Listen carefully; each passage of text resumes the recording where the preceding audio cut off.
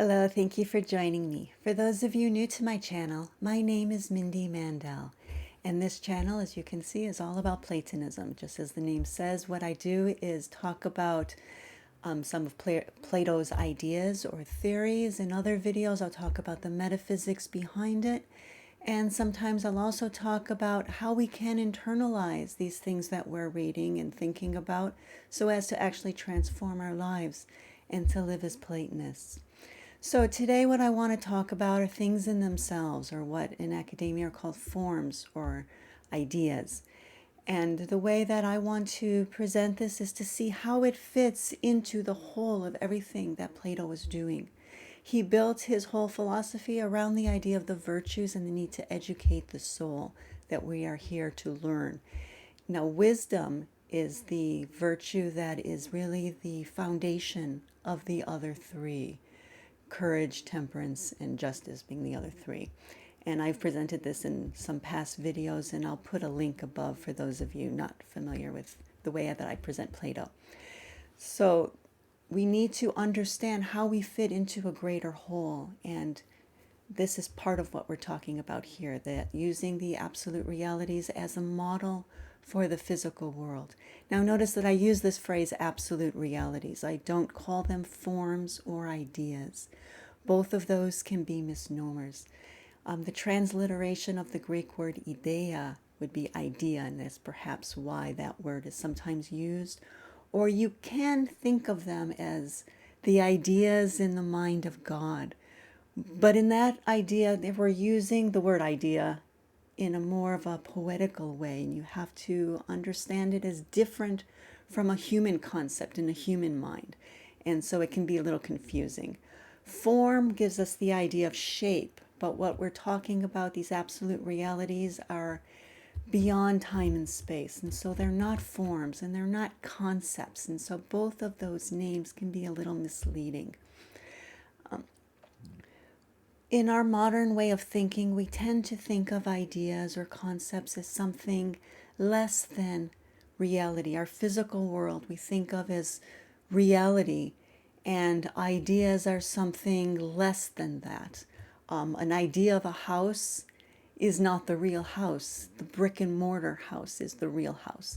Same with the idea of forms. Sometimes they're presented as like these blueprints in the sky kind of idea. But a blueprint of a house is not a real house. You have to build the house. And so that's our modern way of thinking. The Platonists, however, turn it all around. Oh, excuse me. And in last week's video, I presented three circles, one inside the other, to show these three realms of reality. Today I'm taking those three realms and showing it as a flow chart, because this is to show the unfolding of reality. For the Platonists, our physical world, or what we call the material realm, it has a reality, obviously. It has a mode of reality. Here we are communicating with each other, functioning in this physical world. It has a reality, but it is not ultimate reality. Ultimate reality is the intelligible realm, or that realm represented by that yellow oval. What I'm calling, that's the realm of absolute realities, or the home of the absolute realities, the forms, ideas in academia. And as reality unfolds through realms, it has a mode of reality, but it becomes lesser in power and in unity, greater in differentiation. And so you get to our physical world, which again does have a mode of reality, but you can see that it is a kind of copy of the absolute realities in the highest realm. That's a very brief view of what this whole theory is about. Now, the way I want to look at this, to see the way Plato presented it, is I want to start with the Phaedo. The Phaedo is the dialogue where Plato is showing us Socrates on the last day of his life. It ends with him drinking the poison, probably hemlock. And in this conversation with his friends who gathered with him on this last day, he is actually comforting them. So he's the one who's going to die, but he doesn't need any comforting, because he is quite confident that what he is not the body, but the soul. His true essence is soul. And all that's going to happen today is that the soul is going to separate from the body. but the soul is immortal and it's not going to go through any harm. And so he's quite confident that his journey will be a good one. It's his friends who need comforting because they're about to lose their teacher and mentor and good friend. And they have some doubts about the immortality of the soul. So that's the conversation that is in the Phaedo. His friends have various doubts or difficulties in accepting these arguments. And he's responding in this one section that I'm showing here today from 96a to 101c. Socrates is addressing the concern of a friend named Cebes, and he does so by talking about his own journey looking for causes. Okay, so Socrates' own journey. And I'm going to, by the way, using the translator Harold North Fowler for this section. Okay, so we'll start with 96a, and Socrates says, "When I was young, Cebes, I was tremendously eager for the kind of wisdom which they call investigation of nature. I thought it was a glorious thing to know the causes of everything, why each thing comes into being and why it perishes and why it exists." So he goes a little bit into the various things that he tried, and then he comes to the thinker Anaxagoras. Anaxagoras was a thinker who lived a little bit before Socrates. He's dated somewhere around 500 BC, so a generation or two before Socrates. And in some of Plato's dialogues, he speaks quite favorably of Anaxagoras. Here we're going to get a not as favorable look at him. But let's see what Socrates says. He says that one day I heard a man reading from a book, as he said, by Anaxagoras. And Anaxagoras wrote that it is the mind that arranges and causes all things. Now, to give us a little look at Anaxagoras, here is one of the fragments that we have from Anaxagoras. We do not have any of his full books, but we do have some fragments. And I took this from a book called The Pre-Socratics. Just as the title says, it's a bunch of thinkers who lived before Socrates and who were an influence on this whole tradition. And this book is from 97, edited by Philip Wheelwright. I'm not sure if he or other people translated this fragment, but anyway, this is a fragment that is credited to Anaxagoras. It says, "And mind set in order all that was to be, all that ever was but no longer is, and all that is now or ever will be." So Anaxagoras saw mind as this, the logos that orders all in the universe. Okay, so Socrates was very excited to come across this. We're going to find, though, that he was disappointed with what he found as he read on. He says, when he read on, that I never imagined that when Anaxagoras said that all things were ordered by intelligence, that he would introduce any other cause for these things than that it is best for them to be as they are. So I thought when he assigned the cause of each thing and of all things in common, he would go on and explain what is best for each and what is good, or all in common. So this is very much like what we saw last week with the idea of the good as the first cause of all. If there is an intellect, a mind that is ordering all, that presupposes goodness. Even in our own lives, in our imperfect notion of what is good, we always act on what we think is good, even when we're wrong. And so surely divine mind would act on what it thinks is good and would have better judgment, apparently. But that is not what Anaxagoras did. That's what Socrates expected, but it's not what Anaxagoras gave him. He says, I went on with my reading. I saw that Anaxagoras made no use of intelligence, and he did not assign any real causes, what Socrates would call real causes, for the ordering of things. Instead, he mentioned as causes air and ether and water and many other absurdities. And it seemed to me it was very much as if one should say that Socrates does with intelligence whatever he does. And then, in trying to give the causes of the particular things I do, should say first that I am now sitting here in this jail awaiting execution because my body is composed of bones and sinews. Okay, and that's obviously not what is guiding Socrates in that decision. Or as if in the same way he should give voice and air and hearing and countless other things of the sort as causes for our talking with each other here today in this jail cell. And he should fail to mention the real causes of why we're gathered in this place, which are that the Athenians decided it was best to condemn me. And therefore, I've decided it was best for me to sit here, and that it is right for me to stay and undergo whatever penalty they order. Okay, so Socrates is saying here that looking at the bones and sinews and the physical things does not give you the real cause of why things are what they are. And if anyone were to say that I could not have done what I thought proper if I had not bones and sinews and other things that I have, well, yes, you'd have a good point there. That would be right. But to say that those things are the cause of my doing what I do, and that I act from intelligence but not from the choice of what is best, that would be an extremely careless way of talking. So he's pointing out here the difference between saying that these things are necessary, the physical body is necessary to function in the physical world versus the ultimate cause of things. He says, whoever talks in that way is unable to make a distinction and to see that in reality, a cause is one thing, and the thing without which the cause could never be a cause is quite another thing. So you can think of the physical body as an instrumental cause, but it's not the ultimate cause. It doesn't explain the functioning of mind or of goodness as a condition for all reality and for all that is.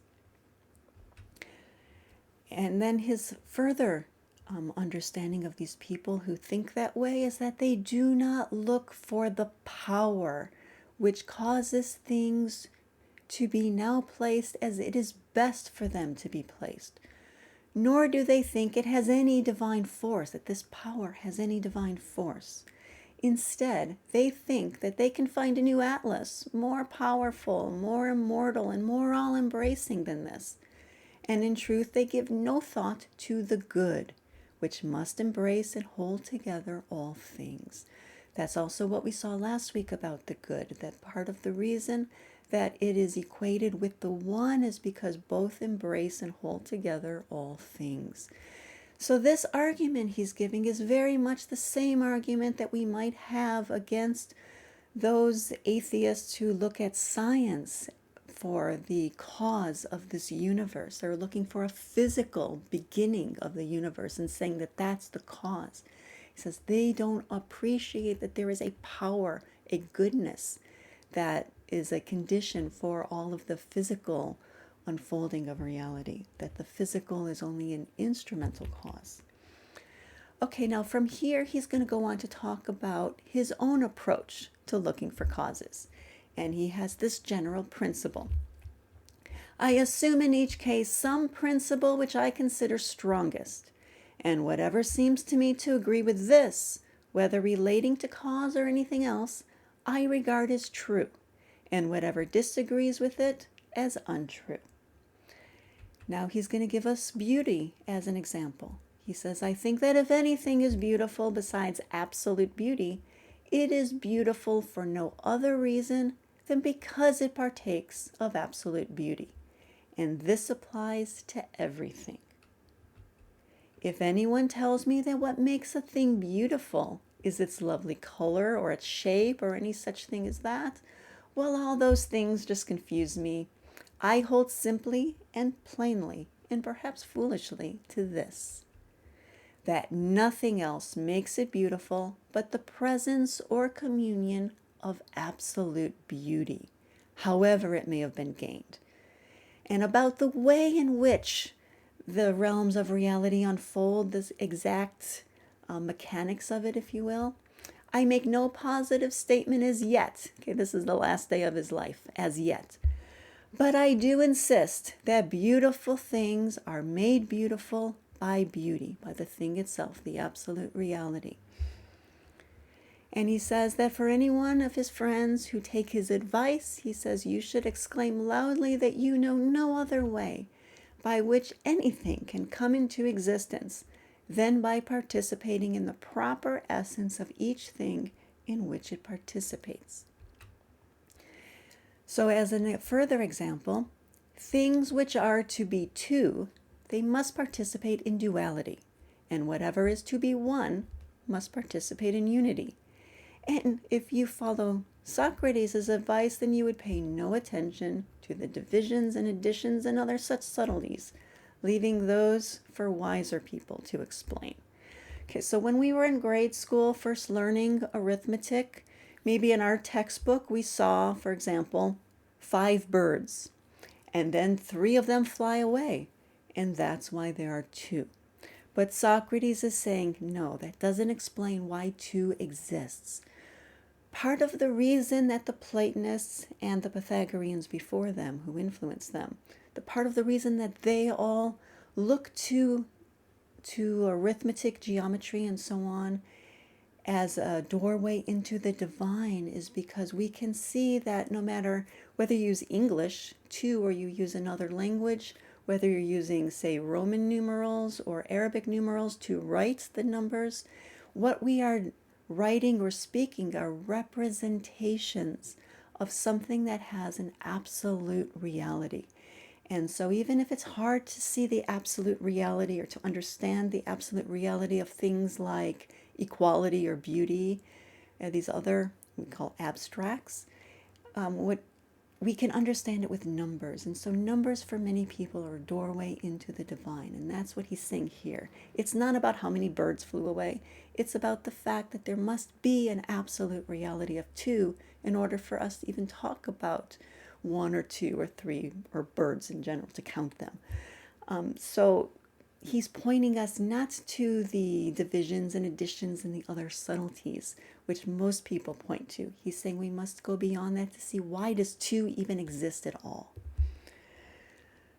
Okay, that's what he's showing us in the Phaedo. Now I want to go to the Timaeus because here he's talking about that unfolding of reality that I showed with that initial flowchart. And here I'm using the translation of Benjamin Jowett, and I'm pulling a section from 28a to 29b, where he is specifically looking at the cosmology of the unfolding of our physical realm. Here we're going to see that he's going to talk about it in the language of mythology, but we want to think about the metaphysics behind that mythology. Okay, so here our speaker is Timaeus, not Socrates, and he says that everything that becomes or is created must of necessity be created by some cause, for without a cause, nothing can be created. We saw a similar argument last week. I was looking at the first cause of all, the one or the good, and saying it must be outside of all that is if it is going to be the cause of it. And there we were looking not only at this physical realm, which is what we call becoming, when he says all that becomes. Anything in time and space is always going into and out of existence. We say it never truly is. It is in the realm of becoming. It's always becoming. Reality itself, or the absolute realities, they are being. And so those 2 words are often used in Platonism, being and becoming. And that's the contrast. Now, last week we were looking at even being must have a cause. But even if you're not comfortable with that argument, surely we can all agree that anything in our physical world, anything in the realm of becoming must have a cause. And that's what he's focusing on here. He's only focusing on the realm of becoming, that it must have a cause. He says the work of the creator, who in mythology, in Greek mythology, would be Zeus, the work of the creator, whenever he looks to the unchangeable and fashions the form and nature of his work after an unchangeable pattern, must necessarily be fair, beautiful, and perfect. But when he looks to the created only and uses a created pattern, it is not fair and not perfect. So that's the basic principle that Timaeus is going to be using for this argument that he's about to unfold. So then he asks, was the world always in existence and without beginning, or is it created and had a beginning? created, I reply, being visible and tangible and having a body, and therefore sensible. And all sensible things are apprehended by opinion and sense, and are in a process of creation and created. Now, perhaps in another video, I'll have a chance to talk a little bit more about what he means by it having a beginning or being created, because he's not saying that it actually has a beginning in time. He's not talking about time and space. The realms are incommensurate to one another, and so it has a beginning that is outside of time and space. I will talk about that in a future video, but here what we want to focus on is that it must be created, and there must be a cause to whatever is created. Now that which is created must, as we affirm of necessity, be created by a cause. So then he's going to go on to ask, which of the patterns had the artificer in view when he made it? The pattern of the unchangeable, or of that which is created? He says that everyone will see that the artificer or creator must have looked to the eternal, for the world is the fairest of creations, and he is the best of causes. Okay, now we're quite used to this sort of flowery language whenever we're talking about religion or mythology, or this kind of religious language that does not rely on metaphysics.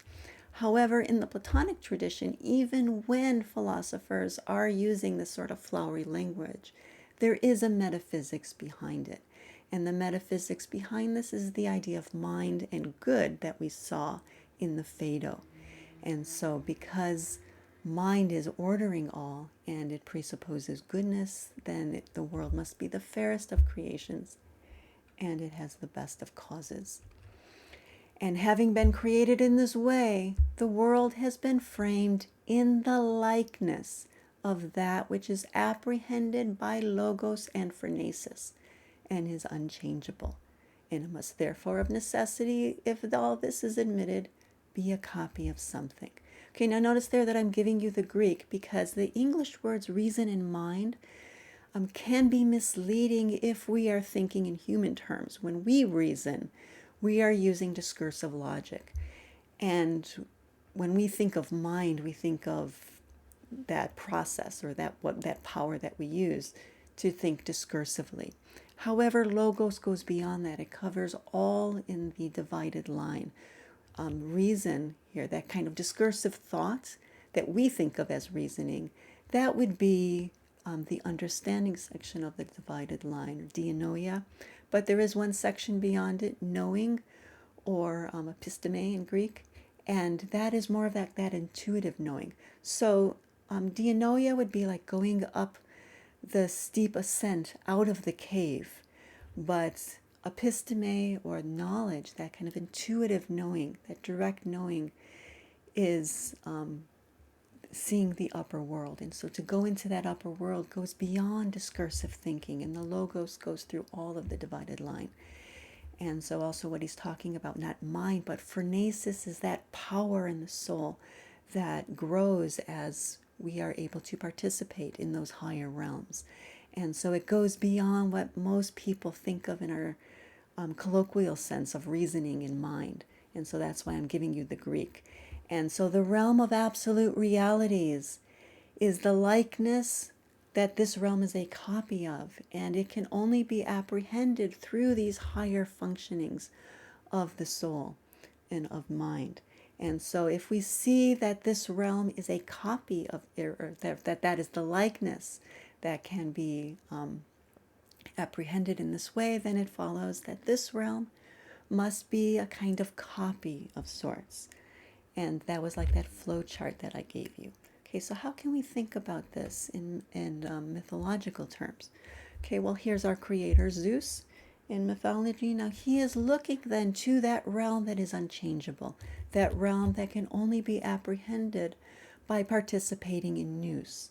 And it's from that realm that the realms of reality unfold, and ultimately we get to our physical realm. Now, it's not a perfect copy in the sense that we think of like a Xerox copy, but it is the unfolding of reality. It's that is the model that unfolds itself, and as it unfolds, there is greater differentiation and so a lesser power. And so we need to then strengthen our soul in order to participate in that higher realm. And so that is what Plato's talking about in these two dialogues. If you have any questions or comments about anything I talked about today, please feel free to leave those below. Also, if you have any ideas about topics that you would like me to discuss, I am always interested in hearing that and seeing that, so please put that in the comments section below.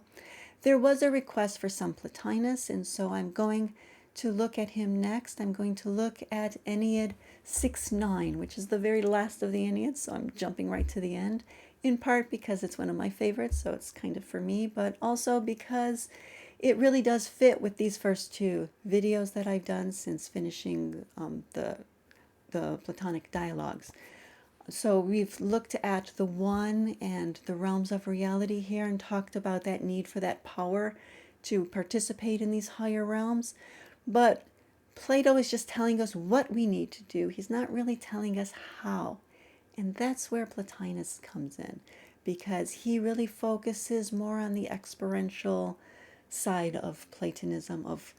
He understands the difficulties of trying to do this, and he looks also at what it is that we need to do and how to do it and how to overcome those difficulties. And that's what Aeneid 6-9 is about. So for those of you who are interested in this one, I do recommend trying to, get a copy of it if you haven't read it already, to read it before or look it over if you're familiar with it. It's YouTube. I'm not giving homework, obviously. No one's going to check on you, but it may be helpful to you. And for those of you who have not read it and do not plan to read it, that's totally fine. You'll still be able to follow the video. I do strongly suspect that once you see some of the beautiful quotes from Plotinus, he's very poetic and very, very beautiful writing. And I think once you see some quotes from him, I think you're going to want to read this one on your own. So I do hope you'll join me for that one. Until next time.